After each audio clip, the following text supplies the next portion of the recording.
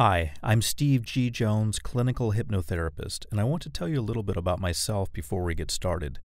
I have a bachelor's degree in psychology from the University of Florida, a master's degree in education from Armstrong Atlantic State University, and a doctorate in education from Georgia Southern University. I'm a certified clinical hypnotherapist, a member of both the American Board of Hypnotherapy and the National Guild of Hypnotists, and I'm president of the American Alliance of Hypnotists. I'm the director of the Steve G. Jones School of Clinical Hypnotherapy. I also serve on the board of directors of the American Lung Association in Los Angeles. I have over 2 decades of experience in hypnotherapy, and I still maintain a busy practice and teaching schedule because I see clients and teach classes worldwide. My client base consists mainly of people who want to lose weight, stop smoking, or gain confidence. Other clients include sales teams interested in boosting motivation and increasing income. Also, singles looking for love, insomniacs desiring proper sleep, and actors desiring more confidence for their next audition. When I travel to see clients and teach hypnotherapy certification classes around the world, I visit such places as Tokyo, Japan, Barcelona, Spain, Paris, France, London, England, Montreal, Canada, Los Angeles, California, and New York, just to name a few. By the way, since you have an interest in hypnosis, perhaps you would be interested in becoming a certified clinical hypnotherapist. It's very easy to do. All you have to do is go to my website, betterlivingwithhypnosis.com, and click on Hypnosis Classes at the top. You can either train in person or online. After your training, you'll be added to our worldwide directory of certified clinical hypnotherapists, and you'll receive a certificate.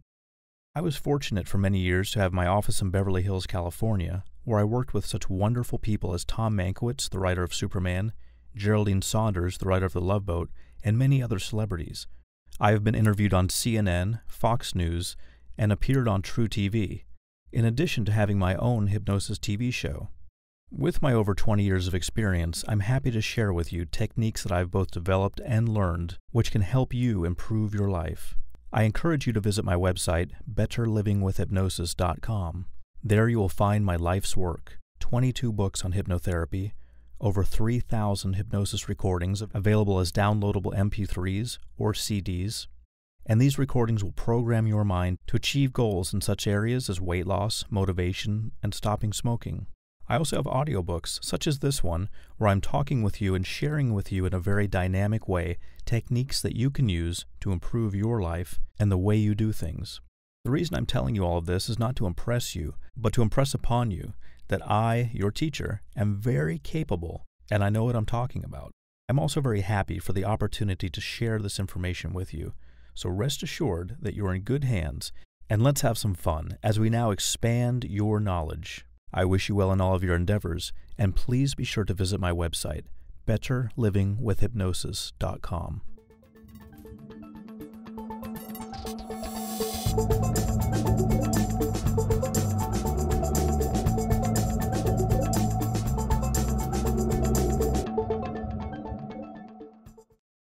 Hi, I'm Steve G. Jones, clinical hypnotherapist, and welcome to the 4-module series on friendship success.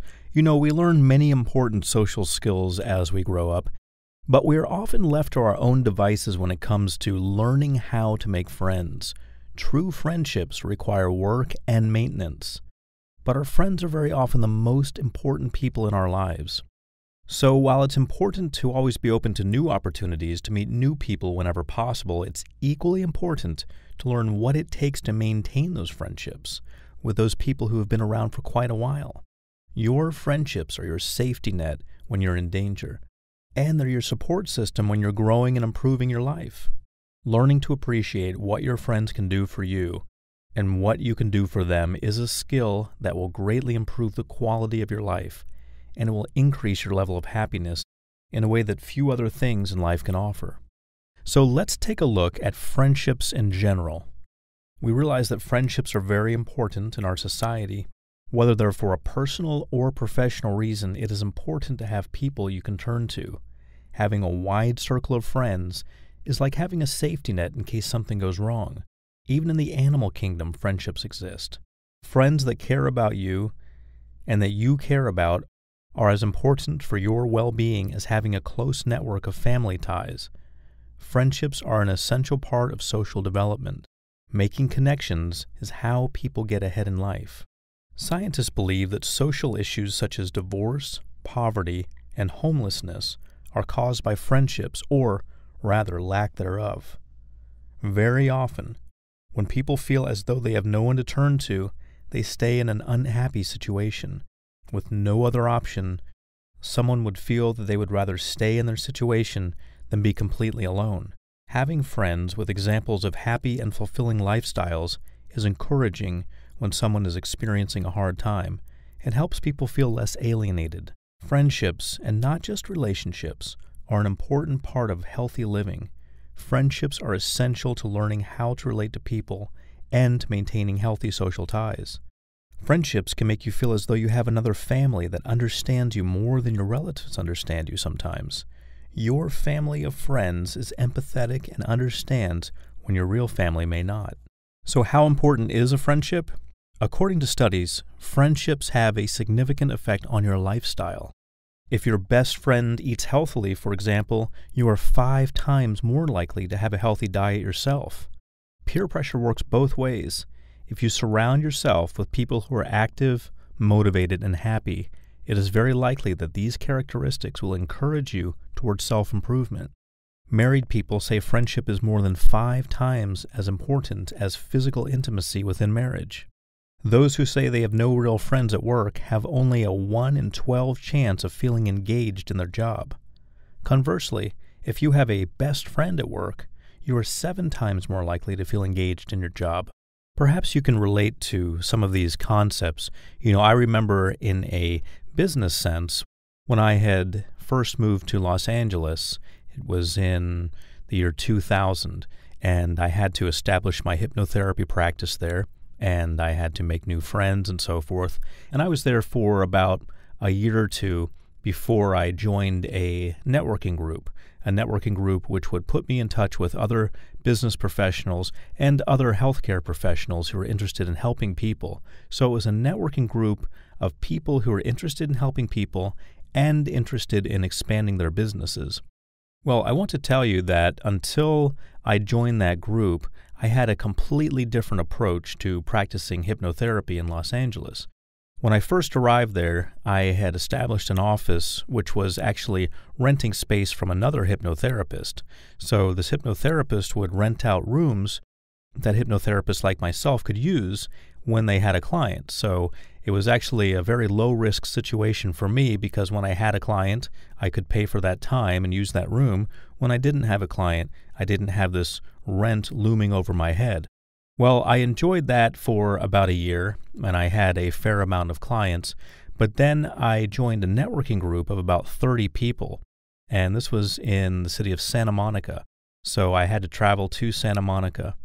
At the time, I was living in the Hollywood area, which, if you're familiar with Los Angeles, it may sound wonderful, but it's really not. The Hollywood area is probably not an area that you actually want to live in. I know that the stars are all supposed to live in Hollywood and be in Hollywood, but trust me, the area called Hollywood, first of all, isn't even a city. Can you believe that? There isn't even a city called Hollywood. There's a North Hollywood, but there's not actually a city called Hollywood. There's an area. So there's a lot of myth involved with this Hollywood concept. But when I first moved there, I lived in the area known as Hollywood.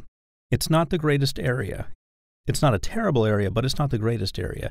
And it's very congested and probably not an area that you want to live in if you're interested in having a relaxing lifestyle.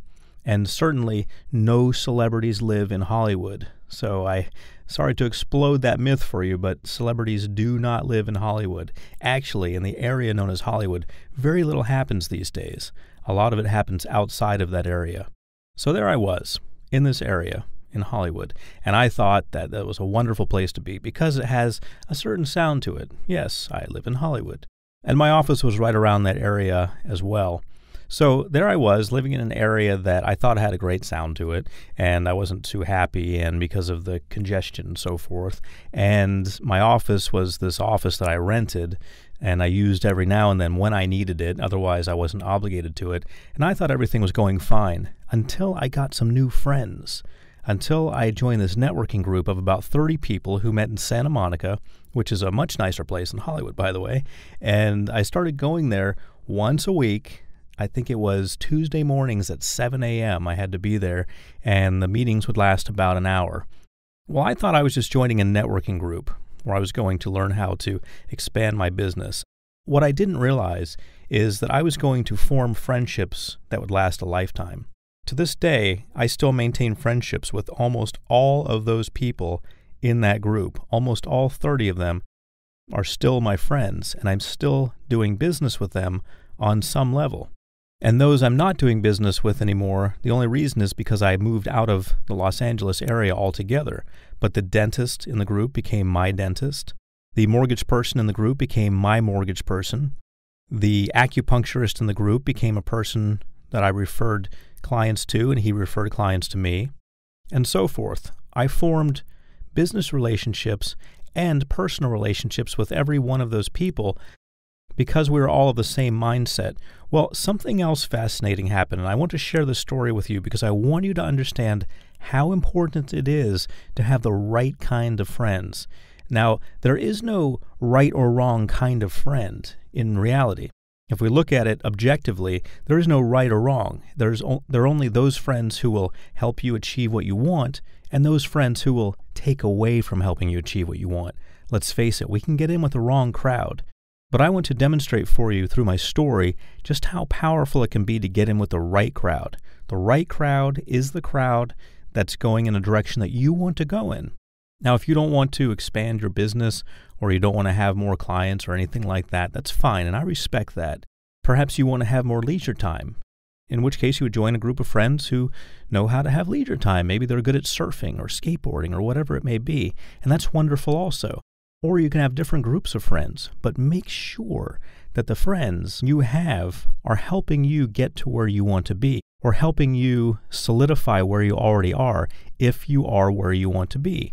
Make sure, in other words, that your friends' ideas are congruent with your ideas. So getting back to my story, there I was in Hollywood and using the space whenever I needed it. Everything was great. Bills were low. Income was moderate. Things were okay. I was complacent. I think that's the best word for it. I was complacent. I had a steady flow of clients. I was happy. And when I didn't have clients, I didn't have to pay any rent. So it was a very good lifestyle. And until I met my new friends at the networking group, well, I didn't know it at the time, but almost every one of those people in that group was a millionaire. Now, I know that millionaire isn't a wonderful standard anymore. We can't say, wow, they're a millionaire, and have that as some amazing, wonderful thing where everyone bows down to them, because in Los Angeles, most of the houses are worth $1 million each. So you almost have to be a millionaire even to live there and own something. However, these people were successful, and they were more successful than I was. They were doing things at a higher level. I didn't even realize there was a higher level. I thought, I'm living in Hollywood. Everyone knows Hollywood. Who in the world doesn't know about Hollywood? And I have a steady flow of clients. I'm doing what I want to do on a regular basis. I don't have an obligation of a rent at an office when I'm not seeing clients. I have a wonderful lifestyle. Things are going well. Well, these friends caused me to step up. They caused me to raise the bar. They caused me to raise the standard in my life, because what they were doing was on such a higher level than what I was doing that it almost didn't make any sense for me to hang out with them if I wasn't raising my game also, if I wasn't stepping up to the plate and making things better in my life. It's almost as if when we had conversations, I couldn't relate to them and they couldn't relate to me because I had been playing at such a low level and I didn't realize it. So having powerful friends or having friends who are already where you want to be can be very helpful. It can create that dynamic tension that keeps you moving closer to where they are. Because one of two things is going to happen when you have a friend. If you have just one friend and you are different than each other, you are either going to become more like them or they're going to become more like you. That's what happens. Or there's going to be some give and take. You're going to become more like each other in different ways. You're going to rub off on each other. Well, when you have a group of friends, 30 new friends, and they're all at a certain level and you're at another level, guess what?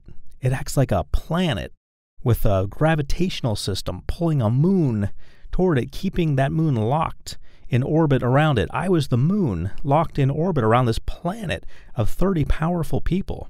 So rather than doing my own thing and going off astray into the universe, no, I was locked in orbit. The effect was so powerful in a good way that I started to change the way I did things. And changing the way you do things starts with changing the way you think about your possibilities. So whereas I had been charging a certain amount of money to see clients, they thought that was too low. They thought that was ridiculously low. So I raised it up even higher. And I thought, no way is anyone ever going to come see me at this price. Well, they did. Not only that, the day after I made a huge jump in my prices, I was called by a celebrity who found my name and number in the phone book, and he asked how much I charge. Now, I don't know for sure, but I strongly suspect that if I had quoted my old price, knowing what I know now, if I'd quoted my old price, he would have thought that I didn't know what I was doing. He would have thought that I was not qualified. But with my new price, he felt strongly that I was qualified. I must be qualified in order to charge such an outrageous price. I must be qualified. I must know what I'm doing. So the perception of value is there. That's an important lesson I learned, by the way, from these friends. The perception of value. Make sure you're being paid what you're worth. So you always set your price at what you feel that you are worth, and let those people find you. Let those people who believe that you're worth that find you. And they will value you because they are investing. They're not just paying for something, they're investing if the price is high enough. Anyway, getting back to the story, once again, here I was with all these friends becoming more and more like them over the months, more and more like them. What happened next? I moved my office. I no longer wanted that rental office. I wanted to have my own office. And not only did I want to have my own office, but I wanted to have it in a really nice place. And I'll tell you, before I met these friends, this wouldn't have even been possible in my thinking. My thinking wouldn't have even gone there. But I decided I was going to move my office to Beverly Hills. Not only that, but it was going to be my office. So I signed a lease. I believe it was a 3-year lease for an office in Beverly Hills. I got the office. I had it finished out. I had it remodeled. And it was my office. Put my name on the door, and there I went. From then on, celebrity clients were commonplace. It was common to see a celebrity going in or out of my office. So life changed dramatically for me because of my friends. Now, I said peer pressure works in both ways, in both directions. What if I had gotten in with a different kind of crowd? What if I had gotten in with a networking group that doesn't believe in any of that? They're just kind of hanging out trying to do the bare minimum. They're just trying to get by. Their goal is to pay their bills. Their goal isn't to help people on a higher level or to make more money or generate more business for each other at a higher level. Their goal is just to kind of hang out and get by. What if I'd gotten in with that crowd? Well, first of all, there's nothing right or wrong with either crowd. It's all a matter of what your goals are. But if I had gotten in with that crowd, I guarantee you I would not have had an office in Beverly Hills. I guarantee I would not have had the success that I had thanks to that other group. All right, let's take a little break now. We're about halfway through the material that I've presented, and I want to make sure that you're with me, that you're paying attention and that you're learning something. So what I want you to do right now is, if you're driving and you can pull over, go ahead and do that. If you're not driving, then you can definitely do this. You can take out a piece of paper and you can write down 5 things that you've learned so far from what I've said. 5 things that resonated with you. Now, I want you to keep in mind, they don't even have to be 5 things that I said. Maybe you got some good ideas from what I said. Maybe I said something and your brain took it and blew it up 1,000,000 times and came up with all kinds of wonderful, amazing possibilities based on what I said. If that's the case, then feel free to write that down. I just want you to write down 5 things, whether they came from me or they're just thoughts that came in your head. 5 things that have come to you so far, either from me saying them or from you thinking them, as a result of listening to this program so far. So as I'm silent, I'm going to give you ample time now. I want you to write down 5 things, 5 thoughts that you have as a result of listening to this program so far. Do this now.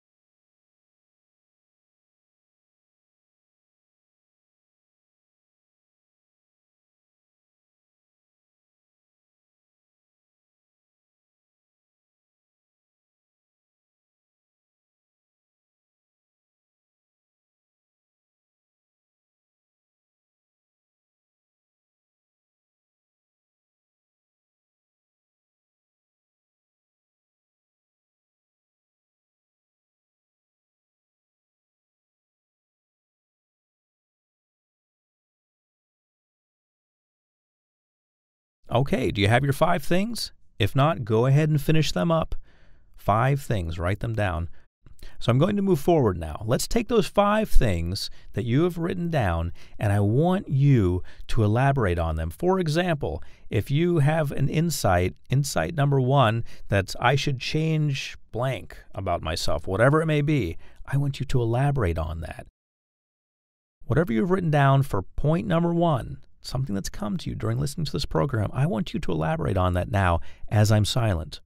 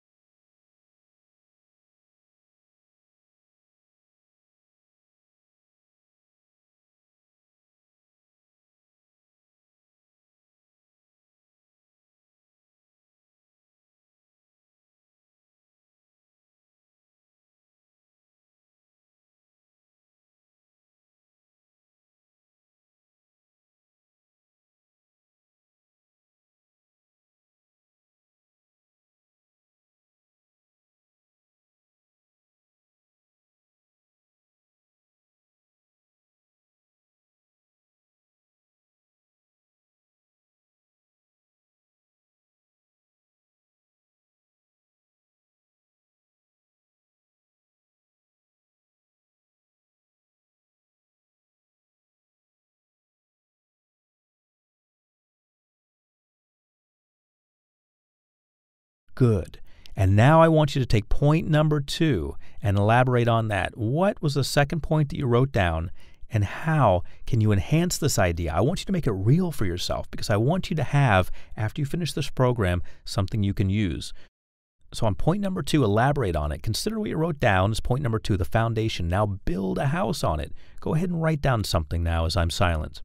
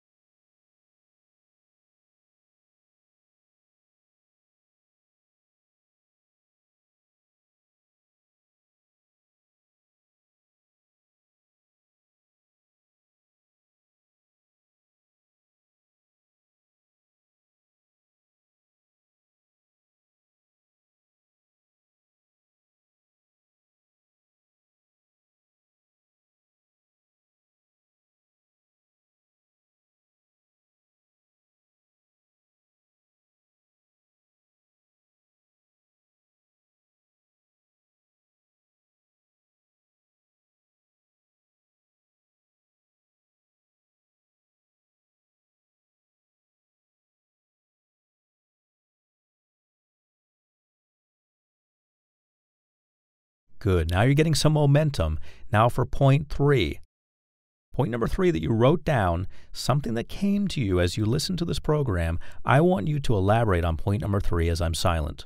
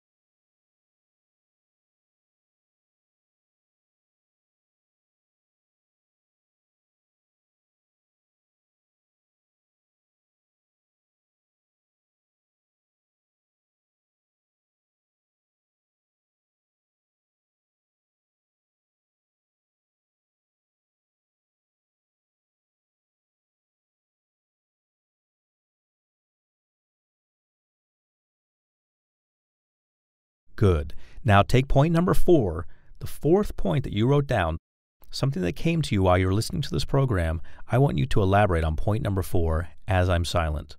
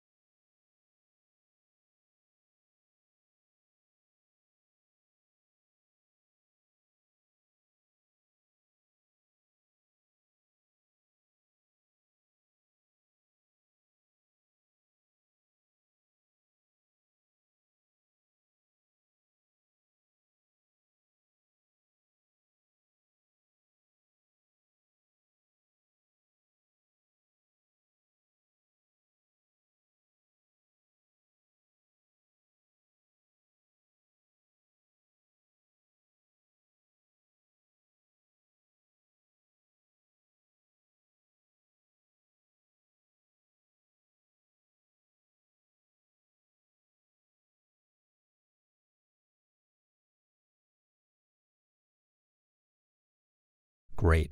Last but not least, point number 5. Take point number 5 and elaborate on it as I'm silent.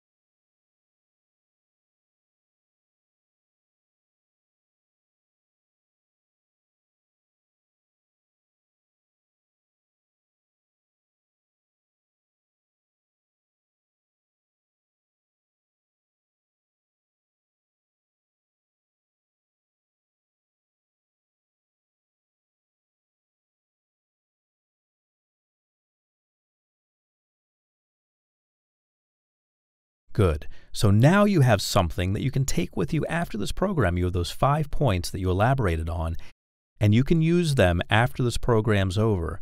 So let's continue on with the information now.